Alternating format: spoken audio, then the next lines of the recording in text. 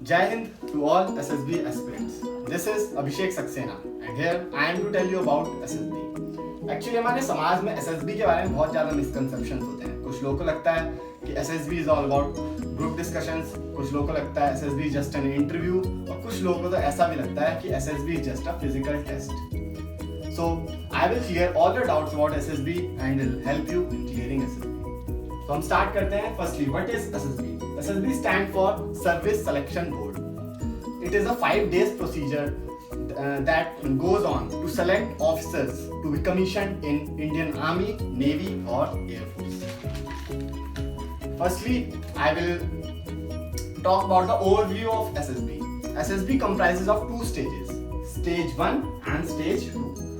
Stage 2 further comprises of OIR and PP and DT.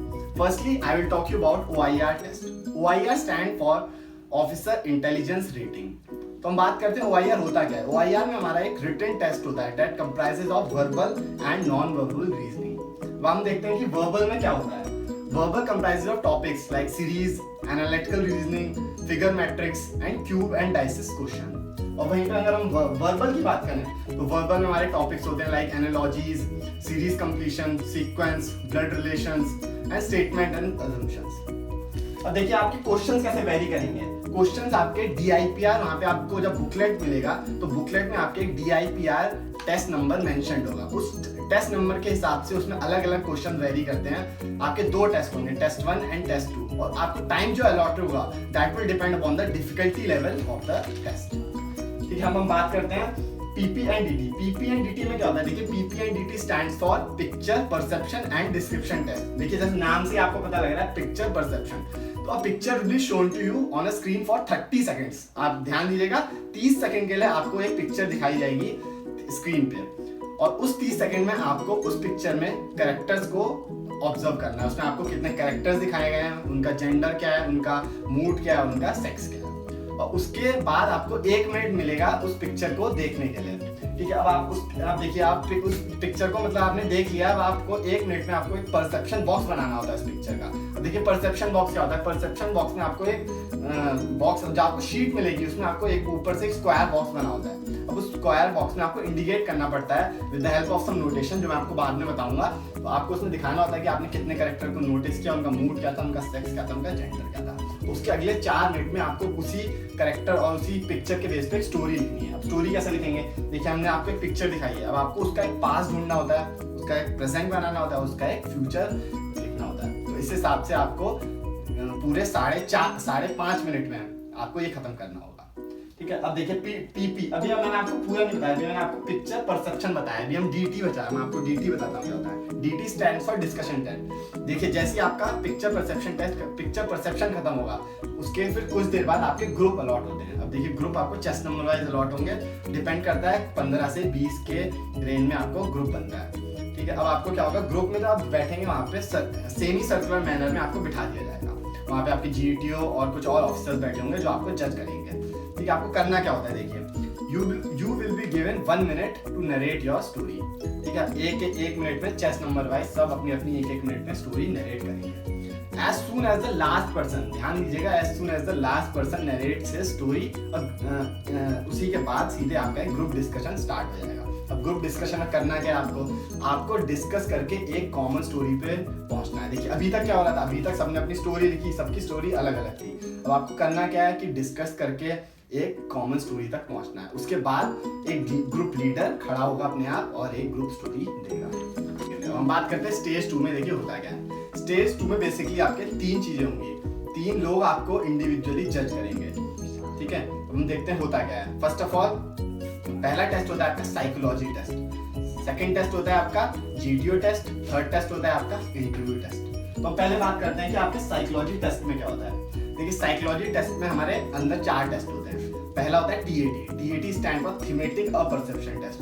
ये बिल्कुल PPDT की तरह होता है, लेकिन यहाँ पे आपको परसेप्शन बॉक्स नहीं बनाना होता. ऐसे करके आपको वहाँ पे आपने एक स्टोरी लिखी थी, यहाँ पे आपको 12 स्टोरी लिखनी होती है. जो 12वीं स्टोरी की में आपको एक ब्लैंक स्लाइड दिखाई जाती है. उसके लिए आप पहले से प्रिपेयर कर सकते हैं या ऑन द स्पॉट भी लिख सकते हैं. अगला टेस्ट होता है आपका WAT. ठीक है, WAT stand for word association test. Word association test में क्या होता है, आपको 15 सेकंड के लिए एक स्क्रीन पे वर्ड दिखाया जाएगा. उस 15 सेकंड में आपको उस वर्ड को ऑब्जर्व भी करना है. उसके बाद आपको उस वर्ड से जो आपके दिमाग में पहला रिस्पॉन्स आ रहा है उसको कॉपी में लिखना होता है। ऐसे करते करते आपके 60 वर्ड्स आते हैं, हर 15 सेकंड में वर्ड चेंज हो जाते हैं अपने आप। अगला होता है SRT। SRT stand for situation reaction test. अब सिचुएशन रिएक्शन टेस्ट में आपको कई सारी डेली लाइफ की सिचुएशन दी जाएंगी, उसमें आपको अपना रिएक्शन लिखना होता है। और SRT में आपको 60 SRTs होती हैं, हर SRT को सॉल्व करने के लिए आपको 30 सेकंड्स मिलेंगे। ऐसा आपका SRT खत्म हो जाएगा। SRT के बाद आता है SDT। SDT stand for self description test. Self description test को करने के लिए आपको 15 मिनट मिलते हैं। देखिए आपको करना क्या होता है SDT में।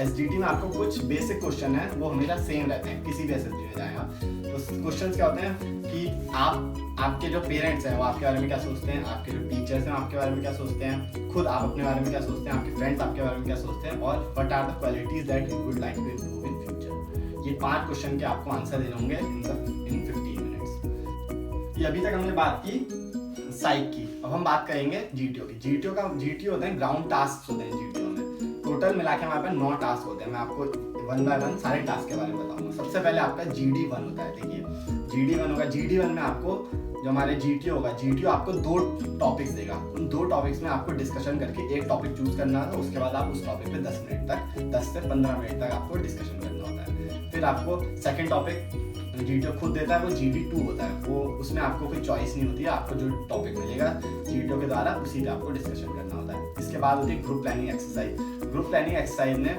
आप एक ग्रुप में होंगे, जो भी आपका SSB का ग्रुप होगा उस ग्रुप में आपको एक प्रॉब्लम सॉल्व करनी होती है। उसके बाद आपको उसको एक पेपर में लिखना भी होता है। उसके बाद उस पर डिस्कशन करके कॉमन सॉल्यूशन भी बनाना होता है। इसके बाद आपका PGT होता है। PGT stand for progressive group task. अब देखिए क्या होता है, आप मान लीजिए आप कहीं जा रहे थे, अपने गांव में जा रहे थे, आपके बीच में एक नदी पड़ गई। अब आपको इस पार से उस पार पहुंचना, आप क्या करेंगे, आप एक फट्टा लेंगे, इस तरफ से उधर दोनों को जोड़ देंगे, ठीक है, तब और आप आसानी से पार कर जाएंगे। ये आपका था, ये डेली लाइफ का था। अब देखिए SSB में हम आपको डेली लाइफ के प्रॉब्लम्स तो दे नहीं सकते हैं, तो हम प्रॉब्लम्स को ऑब्स्टिकल के फॉर्म में लाते हैं और आपको हम उनको पार करने के लिए जो हमारे फट्टा, बल्ली और रोप जैसे इंस्ट्रूमेंट लेंगे और आपको अपने फिजिक्स और आपके जो भी डेली लाइफ एक्सपीरियंसेस हैं उनकी हेल्प से उसको क्रॉस करना होता है। टोटल हमारे 4 बैक टू बैक PGT होते हैं। डिफिकल्टी लेवल बढ़ता जाता है हर PGT में। देखिए नेक्स्ट टास्क होता है ग्रुप ऑब्स्टिकल रेस। देखिए अभी तक आप अपने ग्रुप में परफॉर्म कर रहे थे, अब आपको ग्रुप ऑब्स्टिकल रेस में बाकी ग्रुप्स के साथ कम्पीट करने का मौका मिलेगा। देखिए क्या होता है, ग्रुप ऑब्स्टिकल रेस में हमारे 5-6 ऑब्स्टिकल्स होते हैं जिनको आपको ओवरकम करना होता है ग्रुप के साथ। और एक एक्स्ट्रा चीज होती है कि आपको ग्रुप में एक स्नेक मिलेगा। स्नेक एक तरह का रोप होता है, उसको आपको कैरी करना होता है थ्रू आउट द रेस, ठीक है। इससे आपको मौका मिलता है दूसरे ग्रुप के साथ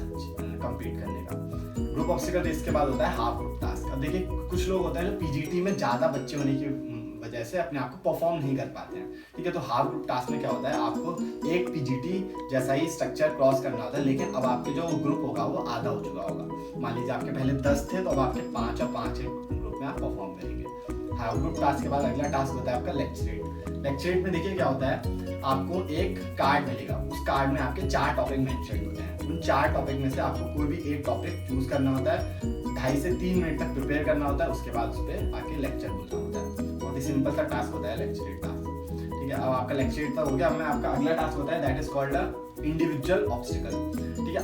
IO में क्या होता है, आपके 10 ऑब्स्टिकल्स होते हैं जिनको अलग अलग पॉइंट्स मिले होते हैं उनके डिफिकल्टी लेवल के हिसाब से। आपको दिए गए 2.5 मिनट में उन 10 के 10 ऑब्स्टिकल को कंप्लीट करना होता है। अब देखिए कोई इंसान है जिसने 10 ऑब्स्टिकल 2.5 मिनट से पहले ही कर दिए, तो उसके बाद मौका होता है उन किसी भी ऑब्स्टिकल्स को रिपीट करने का। लेकिन आपको रिपीट करने से पहले ये चीज ध्यान में रखनी पड़ेगी कि आप पहले 10 ऑब्स्टिकल कंप्लीट कर लें। अगला हमारे पास होता है कमांड टास्क। कमांड टास्क बहुत ही महत्वपूर्ण होता है GTO टास्क की लाइन में। कमांड टास्क में देखिए क्या होता है, कमांड टास्क में आपको लीडर बनने का मौका मिलेगा। आप चेस नंबर वाइज आपको वहाँ पे बुलाया जाएगा। उसके बाद GTO आपसे एक छोटा सा इंटरेक्शन करेगा। उसके बाद आपको वो बोलेगा कि 2 सबऑर्डिनेट्स को अपने ग्रुप में से चूज करो, तो आप फ्री होते हैं to choose any 2 boys from your group to be your subordinates. अब आपको एक PGT जैसा एक टास्क होगा, वो आपको असाइन किया जाएगा। उसके बाद with the help of your subordinates. देखिए आपको सबऑर्डिनेट्स की केवल हेल्प लेनी है। सबऑर्डिनेट केवल फिजिकल टास्क कर सकते हैं, जो भी आपका मेंटल दिमाग लगाना है, जो भी कैसे करना है, क्या करना है, वो आप ही को सोचना है, because you are the commander.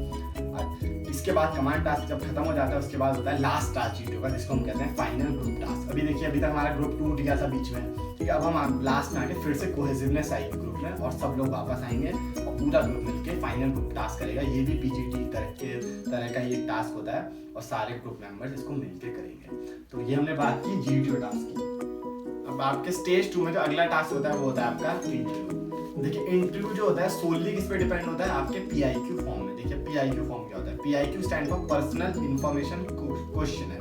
PIQ आपका एक फॉर्म होता है जो आपको इंटरव्यू से पहले ही भरवा लिया जाता है। जैसे ही आपका स्क्रीनिंग खत्म होता है, जो हमारा स्टेज 1 था उसको हम स्क्रीनिंग भी कहते हैं, तो आपके स्टेज 1 के बाद आपको एक पीआईक्यू भरवा लिया जाएगा।